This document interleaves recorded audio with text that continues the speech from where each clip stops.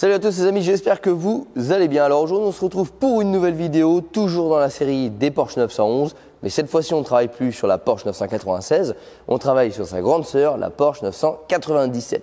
Lors de la dernière vidéo, vous avez pu voir qu'on avait un problème de jeu sur la direction avant. Et surtout côté avant gauche, donc côté conducteur. Ce qui pourrait laisser présager le fameux défaut que j'avais sur le contrôle technique qui était un ripage excessif à l'avant.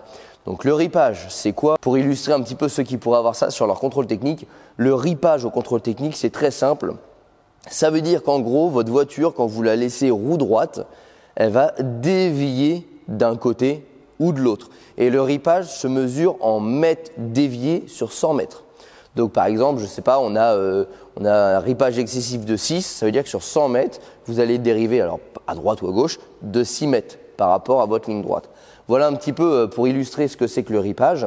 Donc généralement, dans 90% des cas, ça provient tout simplement d'un problème de géométrie. Si le parallélisme ou le carrossage, ou là en l'occurrence on est sur une propulsion, donc les 4 roues ont besoin d'un réglage, une des 4 roues n'a pas le bon réglage, et bien tout simplement ça va faire dévier la voiture. Comment le réglage peut partir? Parce que les gens vont dire, bah oui, mais si elle était bien réglée avant, pourquoi elle est mal réglée après? Et bien c'est là qu'on en vient. Deux possibilités, enfin 3 possibilités. L'usure, donc tout simplement la voiture vieillit, les cylindres blocs qui tiennent les triangles, qui tiennent les moyeux, qui tiennent les roues, vont se rétracter un petit peu. Là, voilà, les pièces vont tout simplement travailler, et le fait que les pièces vont travailler, elles vont entre guillemets se déformer, et cette déformation va altérer le réglage. Première chose. Deuxième chose, on a pris tout simplement un nid de poule et les réglages sont tout simplement faits par serrage. Un nid de poule violent peut entraîner une déformation de la jante qui peut entraîner ça, mais peut aussi entraîner tout simplement un dérèglement de la géométrie. C'est pour ça que quand on vient taper un trottoir ou taper un nid de poule, il est fortement recommandé de faire vérifier la jante, le pneu, rééquilibrer la jante et surtout de faire une vérification de la géométrie. Donc ça, c'est le deuxième point. Le troisième point, c'est l'usure, je dirais, normale d'un véhicule. Donc on va avoir ces différentes pièces qui sont montées sur des rotules ici, qui à force de travailler, donc ça en l'occurrence c'est la direction, donc quand vous tournez votre volant il va se passer ça, voilà, plus les contraintes, plus les vibrations de la roue, plus la force centrifuge, etc. vont venir tout simplement user les rotules qu'on a dans ces pièces-là, donc dans les rotules. En l'occurrence aujourd'hui on parle des rotules de direction. Ces rotules vont prendre un petit jeu interne, donc dans le côté femelle-mâle, et tout simplement ça va s'user, il va y avoir un jeu qui va être mineur, on ne parle pas d'un jeu d'un centimètre, on parle d'un jeu de même pas 1 millimètre, sauf que 1 millimètre ici, quand vous le répercutez au bout de votre roue, tout simplement on va vite avoir 3, 4, 5 millimètres de roue qui va pouvoir battre comme ça, et ça va absolument tout dérégler, puisque quand on fait une géométrie, on parle en millimètres minimum, donc ça c'est pour le côté course. Pour le côté constructeur, on parle plutôt en dixième de millimètre. Donc c'est pour ça que c'est hyper précis et que le moindre jeu peut tout simplement dérégler une géométrie. Alors aujourd'hui, qu'est-ce qu'on va faire sur cette Porsche 911? On va tout simplement s'attaquer à ce côté-là. Alors on va faire les deux côtés, parce que quand on travaille sur la direction, on travaille des deux côtés. La voiture, la caisse à 115 000 km, le côté là à 115, l'autre à 115. Il n'y en a pas un qui a moins. Donc si celle-là a lâché par l'usure, potentiellement l'autre va pas tarder. Donc plutôt que de faire 2 fois le boulot, payer 2 fois une géométrie, on le fait en même temps.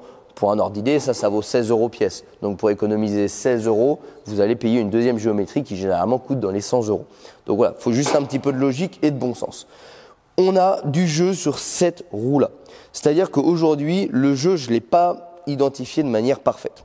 Ça peut provenir des rotules de direction, ce qui n'est pas improbable, et même ce qui est entre guillemets, je dirais courant, puisque c'est la première pièce qui va s'user sur la partie train avant directionnelle, et qui plus est sur des voitures à connotation sportive, puisqu'elles sont basses, elles sont plus raides, donc les chocs vont être plus vite répercutés, les pneus sont plus larges, donc on a plus de contraintes sur les rotules.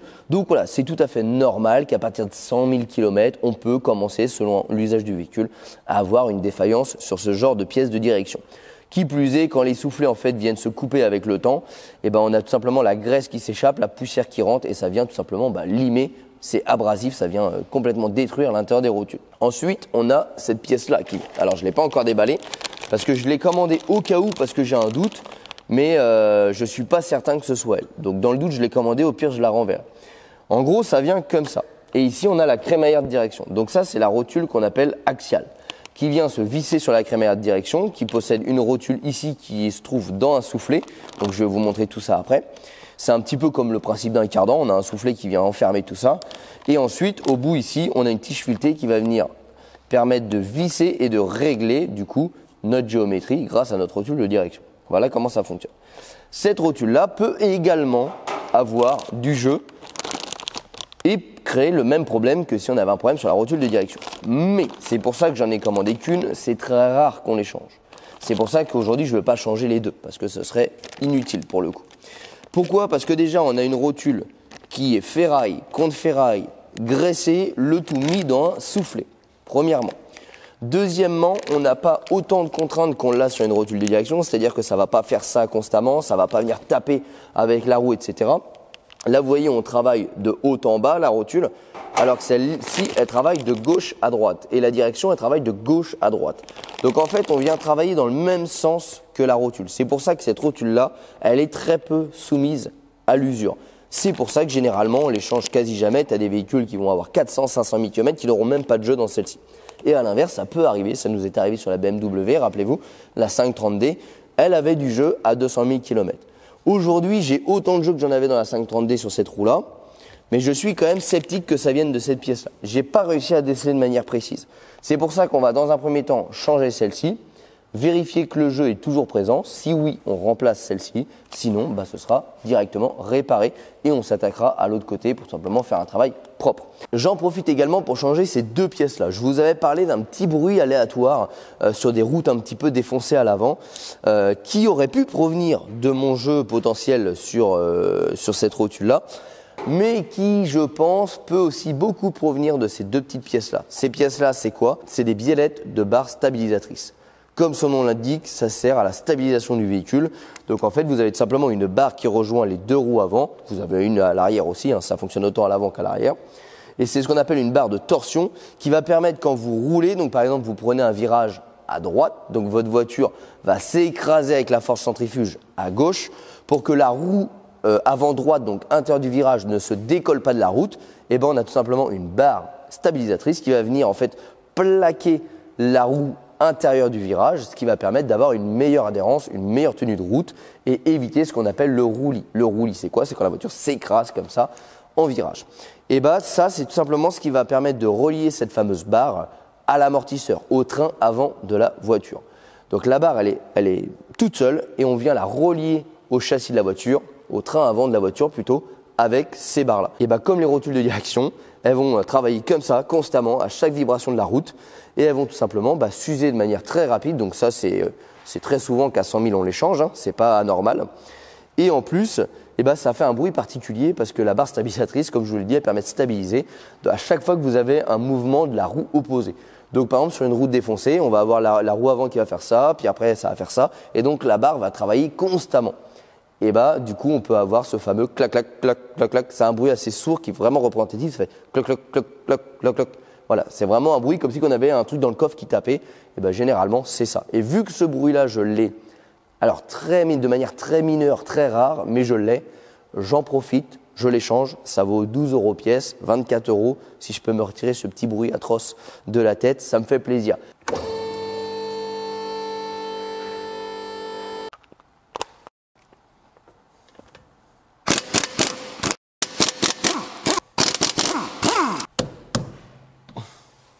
Ça fait longtemps que ça n'a pas été démonté, ça.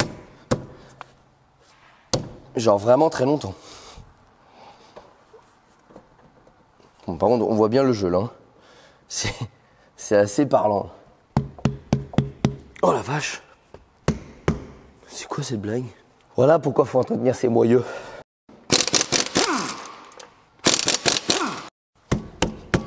On a le même problème de ce côté-là. Ça, c'est pas cool du tout. Et il y a une technique on va pas pouvoir vous filmer. Parce qu'il va falloir être deux. Il y en a un qui maintient la roue, l'autre qui met une cale de bois là, et il faut taper au marteau. Voilà, de manière raisonnable bien évidemment. On va la faire tourner à chaque fois pour pas taper toujours au même endroit. Là, je mets une bonne cale. Tu me dis si elle bouge, tu devrais le voir au niveau du moyeu. Elle bouge? Vas-y, tourne d'un quart à chaque fois.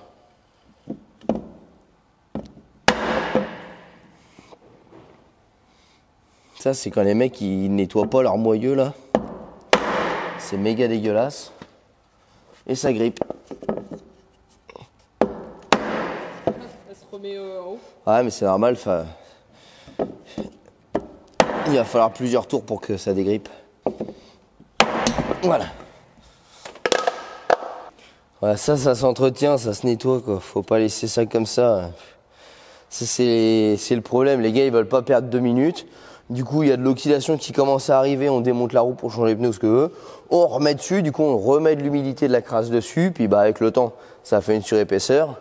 Sachant que l'acier est plus dur que l'aluminium, et on vient tout simplement gripper les roues dessus.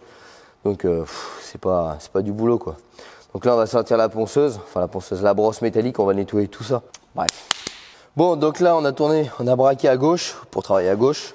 Donc là, on va déposer notre rotule de direction qui se trouve ici.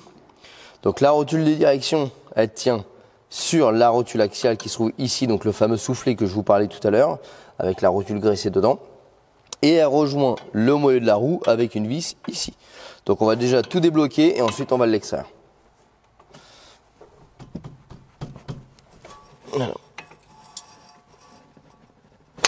Voilà. Alors pour éviter de perdre le réglage, parce que là aujourd'hui je peux pas faire la géométrie chez moi puisque la fosse que je me sers pour faire la géométrie avec mes plateaux est tout simplement prise par les dalles EasyFloor. Ouais, petit placement de produit. Si vous voulez des dalles EasyFloor, n'hésitez pas. EasyFloor, la petite annonce elle est là. Vous avez un petit simulateur, vous pouvez faire votre petit garage. Et comme ça, vous recevez directement à la maison parce que maintenant EasyFloor, c'est nous. Du coup, les dalles EasyFloor sont sur la fosse qui me sert à faire la géométrie. Donc du coup, je suis obligé d'aller dans un garage pour faire la géométrie. Donc c'est pour ça que je vais prendre des repères et que je vais vous montrer comment on fait pour changer ça et ensuite pouvoir aller au garage. Donc on nettoie avant de desserrer quoi que ce soit. Une fois qu'on a débloqué, on nettoie bien l'empreinte sur la axiale. Un petit peu de nettoyant frein, voilà, hop. Comme ça, on vient y placer un petit peu de Chatterton. Donc là, on remet bien ça. On met du Chatterton, ce qui va nous délimiter l'emplacement auquel on doit venir placer notre écrou au remontage. Voilà. Comme ça, on peut desserrer et quand on revient mettre la nouvelle, on revient au même endroit. Là, on va desserrer ça. Donc ça, généralement, il va falloir le faire à la clé parce qu'on a une petite empreinte ici. Sinon, le cône dedans va tourner. Des fois, ça marche du premier coup pétard. Alors, ça vaut le coup d'essayer. Des fois, on gagne du temps. Voilà, je vous disais, des fois on a de la chance. Des fois le cône il tient tellement bien dans le moyeu qu'on arrive à extraire le boulon du premier coup. En l'occurrence c'est le cas, donc impeccable. Pour la sortir du moyeu, 2 possibilités, on tapote un peu ici, ça sort, alors là je vais pas taper très fort, ou alors on vient choquer le moyeu, alors là celui-là il est un peu mal branlé, on vient le choquer, la vibration vient décoller.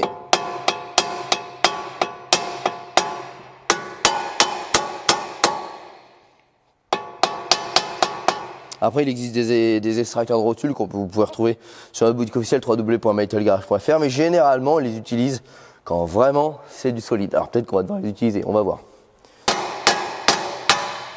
Et ça sort, vous voyez. Bon, des fois, ça sort pas, hein. Faut être honnête, des fois, c'est genre bien grippé. Ça m'est arrivé notamment sur la BM5 30D, où j'ai passé 2 heures à extraire chalumeau et tout le bordel, la rotule qui était complètement grippée dedans. Je vous donne toutes les astuces. Après, libre à vous, selon le cas de figure, de les appliquer ou pas. Donc là, on sort la rotule et vous voyez maintenant, vu que j'ai desserré mon contre-écrou, j'ai juste à desserrer ça. Alors soit on laisse l'écrou en place et on le remonte l'autre en buté sur l'écrou, donc l'écrou qu'on a bloqué avec notre scotch derrière. Soit on a des écrous neufs qui sont vendus avec les rotules et dans ces cas-là, on vient les remplacer et on vient mettre l'écrou au ras du scotch. Alors moi, j'ai pas fait gaffe, mais j'ai pas les écrous avec. Donc du coup, la question se pose pas. Je laisse mon écrou au ras du scotch comme là et je viens mettre ma nouvelle rotule. Et avant de remonter, je vois que ma rotule, j'ai genre en parfait état. Genre ma rotule, elle n'a rien du tout. Mais vraiment rien du tout. Donc en fait, je vais pas remonter tout de suite et je vais tout simplement attaquer le démontage de l'axiale. Parce qu'il n'y a pas de jeu, elle est même en parfait état. Alors ça voudrait dire que c'est notre axiale qui a un pépin. On attaque, donc là on retire l'écrou, le soufflet et on sort la rotule. Bon alors là je suis en train de retirer le soufflet, donc j'ai retiré le petit collier ici et après on a un petit collier à la con là-bas. que moi je remplace généralement par soit un Colson serrage à pince, plus facile à accéder, ou par un collier qui se serre au tournevis. Parce que ça c'est de la belle merde ces colliers là. Ouais. Hop, le soufflet. Bon les amis, l'heure est grave parce que c'est bien ma rotule axiale qui a du jeu, hein. Là on le voit bien. Donc c'est étonnant, mais c'est celle-ci. On voit bien le jeu qui est ici. Le problème que je rencontre, c'est que j'avais acheté un outil qu'on peut le dire maintenant de merde pour démonter les rotules axiales, parce que j'en avais marre de le faire à la clé à griffe et surtout ça passe pas toujours partout. Donc genre ça se prend comme ça, tac, et ça fait le principe d'une clé à griffe. Sauf que regardez à quel point ça griffe. Voilà, donc vous avez compris que je suis pas prêt de démonter avec ça. C'est une merde sans nom et ça m'a coûté une vingtaine d'euros sur Amazon. Bref, ça va aller directement rejoindre la poubelle. Et je ne peux pas déposer ma rotule puisque ma clé à griffe, vous le comprenez, a un léger problème de place dans une Porsche 911. Donc, je suis planté. Voilà comment je suis. Donc, j'ai acheté un outil en urgence sur Internet que je reçois demain pour pouvoir extraire cette putain de rotule qui me permettra du coup de pouvoir continuer la vidéo. Donc voilà, je l'ai acheté, mais aujourd'hui je suis planté, je ne peux pas avancer. Donc les amis, on va mettre en stand-by. Ce qu'on va faire, c'est qu'on va déjà déposer la rotule de l'autre côté. Comme ça, dès que demain la pièce arrive, j'ai extrait ma rotule, on remonte de ce côté-là, on remonte de l'autre côté, et puis on filera à la géométrie, parce que bien évidemment, j'avais pris rendez-vous demain à la géométrie, donc ça va être une journée sportive. Les amis, on dépose l'autre, et puis après, on se retrouve demain pour moi, pour vous, la suite. Donc là, même topo. Et après, avant d'attendre demain l'outil, on va pouvoir s'attaquer à nos remplacements de biellettes de barre stable. Comme ça, ce sera déjà ça de fait. Donc là, je dégraisse bien. Hop. Voilà. Tac.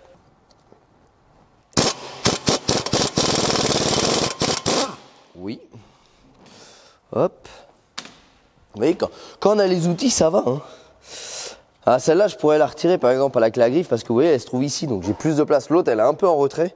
Et du coup, la clé à griffe, elle passe pas. C'est pour ça que d'ailleurs, j'avais acheté un outil exprès. Je me suis dit, bon, la clé à griffe, c'est un peu brutal. Tu vois, je vais investir dans un outil. Putain. Toujours le même bordel. Ça devait être un boulanger qui a créé l'outil parce que le truc, il griffe même pas, quoi. Allez.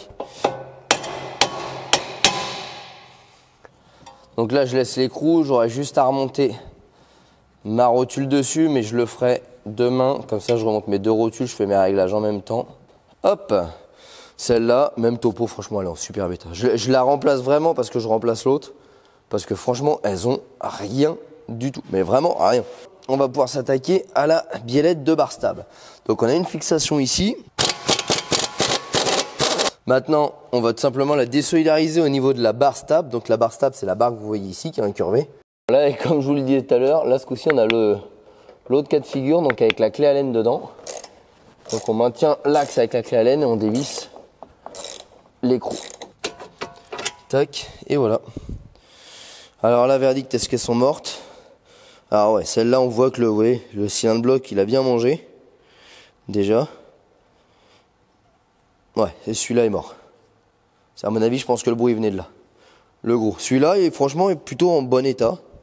Celui-ci, non, on sent bien qu'il y a du jeu dedans. Donc là, on prend des toutes neuves et on fait exactement la même opération. On insère dans le pivot. Pareil en bas, on rattache à la barre. Hop.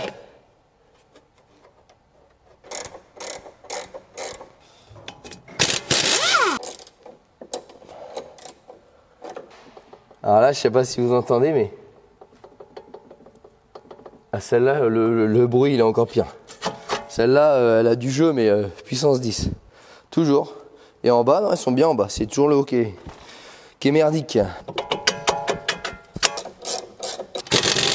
Alors là, maintenant, on va sortir la clé dynamométrique parce qu'il faut bien serrer au couple cette vis-là, puisque c'est cette vis-là, en fait, qui va tenir l'amortisseur dans le moyeu. En fait, ça vient serrer le pivot. Donc, faut pas la serrer à l'aveugle. Là, je l'ai serré au minimum au pétard. Maintenant, on prend la clé dynamométrique et on vient terminer le serrage. Voilà, donc là, je vais replacer ma nouvelle rotule. Alors l'autre je l'ai extrait hors caméra puisque c'est un garage à côté de la maison qui m'a prêté l'outil puisque j'ai toujours pas reçu le mien. Donc ça m'a permis de pouvoir avancer et de ne pas être bloqué. Voilà, donc maintenant je la resserre avec le fameux outil qu'on m'a prêté. Voilà, donc l'outil c'est comme ça, hop, ça vient s'insérer dedans. Hop, on vient mordre la rotule et à ce moment-là on n'a plus qu'à serrer. Voilà. Tac. Bon les amis, maintenant qu'on a extrait la rotule, alors là on s'aperçoit que le jeu il est énorme. Rapprochez-vous, je vais vous montrer un petit peu, je vais essayer de la bloquer. Ah, regardez. Vous voyez, j'ai à peu près, je pense, 1,5 mm de jeu à la rotule ici. Donc vous imaginez, hein, avec le bras de levier à la roue, ça faisait, ouais, je pense, 2-3 mm bien tassé. Donc c'est quand même hyper important, donc c'était pas étonnant qu'on avait du ripage au contrôle technique. Donc ça, poubelle, on a profité pour nettoyer un petit peu le soufflet. J'en ai profité également pour aller rebourrer de graisse un petit peu toute ma crémaillère de direction. J'en ai profité également pour rebourrer de graisse un petit peu ma crémaillère de direction. Donc là, on va principalement graisser toute la tige, la crémaillère, donc les petites dents qui sont sur le côté. Voilà, ça permet d'éviter l'oxydation, de protéger un petit peu, de graisser tout ça. Ça sert à rien d'en mettre non plus 3 tonnes. C'est pas plus on en met, plus c'est efficace, mais c'est toujours bien d'en mettre un petit peu. On va venir replacer notre rotule, donc sur notre repère de scotch qu'on a reporté du coup sur notre nouvelle rotule. Mais avant ça, il faut qu'on repose notre soufflet. Alors le plus chiant, c'est d'aller le refixer au bout là-bas. Voilà, tac. On met la rotule.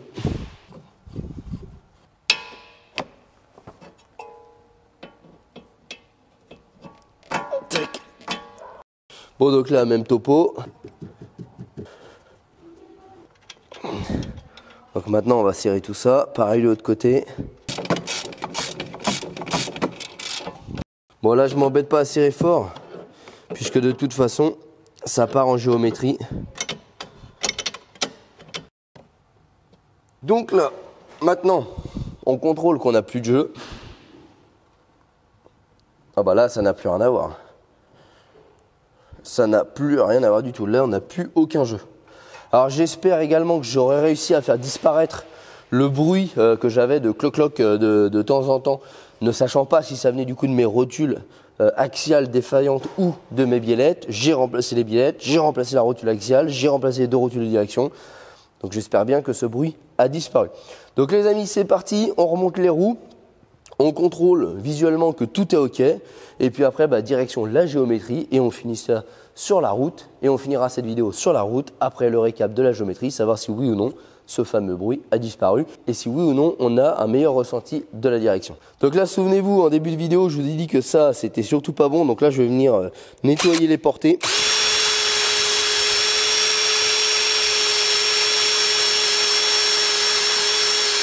Et on va en même temps passer un coup de propre ici.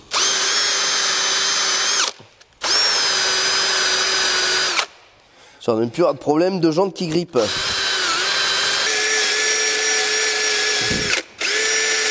Donc là, je vais utiliser de la graisse céramique que vous pouvez retrouver sur notre boutique officielle www.mytelgarage.fr si vous le souhaitez. Il faut surtout utiliser des graisses haute température pour faire ça. Parce que si vous utilisez des graisses basse température, elles vont se liquéfier et elles peuvent arriver sur le système de freinage. Donc là, ce serait du coup pas très cool. Et hop là, on peut remonter notre roue.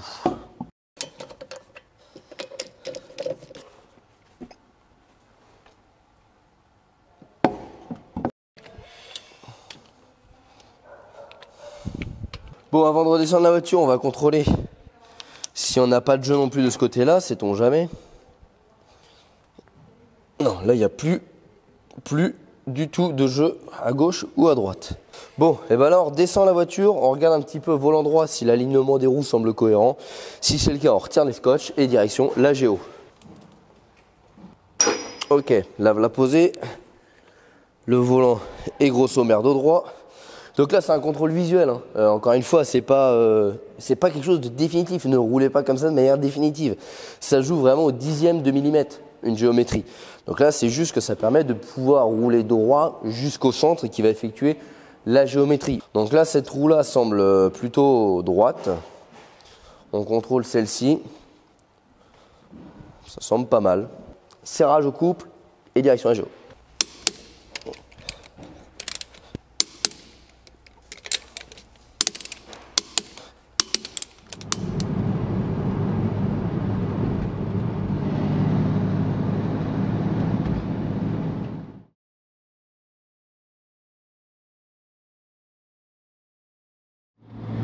Ouais les amis, ça y est, on a terminé cette petite géométrie. Donc j'ai été chez un petit artisan local à côté de chez moi qui fait toujours un travail exceptionnel.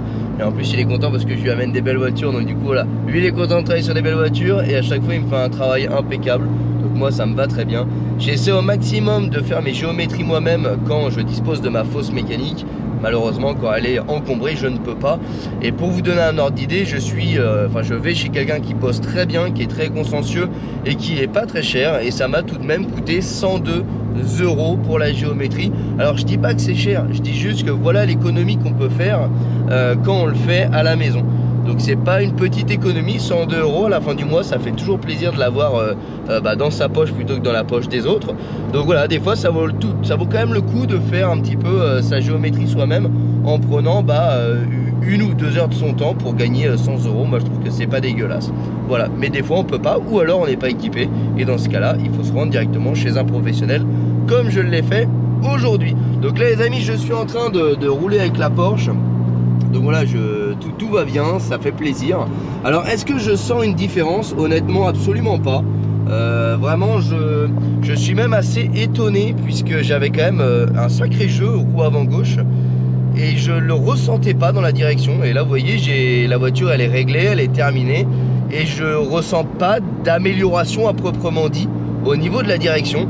Donc c'est assez bizarre parce qu'avoir un tel jeu et avoir rien senti, c'est rare, mais comme quoi les directions de Porsche sont assez précises.